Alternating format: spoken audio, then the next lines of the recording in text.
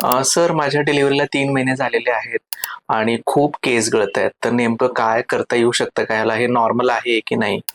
तर हे बरेचसे पेशंट मला आजकाल विचारतात.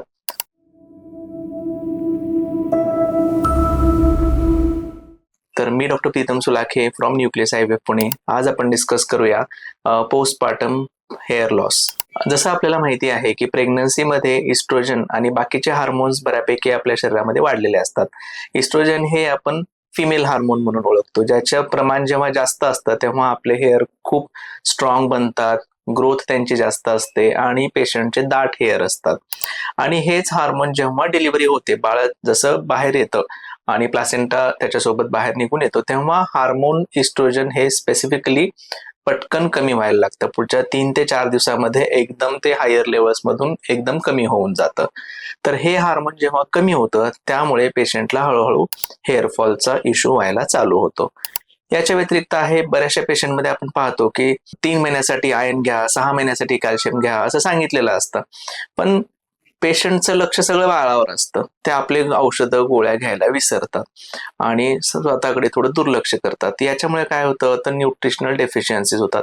मायक्रोन्यूट्रिएंट जसं आयर्न आहे, कॅल्शियम आहे, झिंक आहे, सेलेनियम आहे किंवा तुमचं बायोटिन आहे, या गोष्टी पेशंट्सला कमी पडायला लागतात हळूहळू.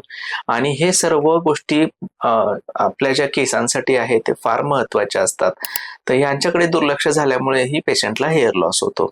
तिसरी गोष्ट आहे, बऱ्याचदा आपण पेशंट्सला पाहतो की रात्र रात्र पेशंट झोपू शकत नाही, स्ट्रेस असतो, बाळा व्यवस्थित दूध पित नाही.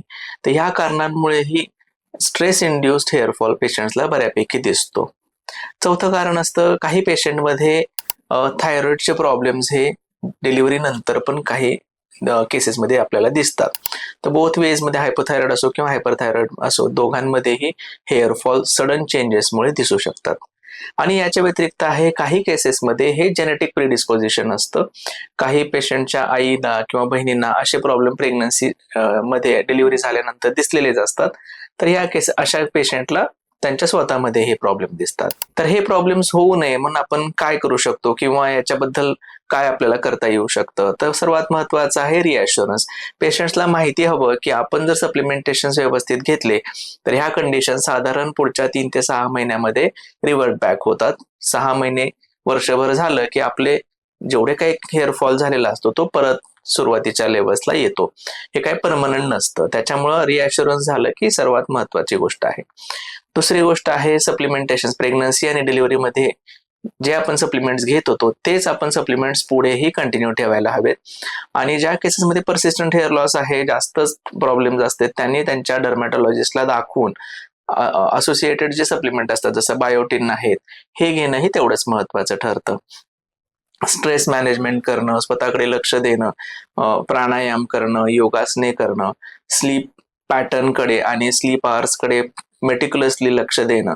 जेव्हा बाळ झोपलंय तेव्हा थोडा वेळ बाळासोबत आपण झोपून घेणं, हे फार महत्वाचं ठरतं या सर्व गोष्टींमध्ये. आणि जसं मी नेहमी सांगतो की ज्या पेशंटमध्ये आपल्याला बेबी सेफ म्हणजे ब्रेस्ट फिडिंग सेफ मेडिसिन्स आहेत, ते आपण डर्मॅटॉलॉजिस्टच्या कन्सल्टेशन्सने घेणे महत्वाचे ठरते. या संदर्भात आपले कुठलेही क्वेश्चन्स असतील तर आमच्या कमेंट बॉक्समध्ये नक्की कळवा. आमची टीम त्याला रिप्लाय करण्यासाठी तत्परतेने उत्तर देईल. थँक्यू.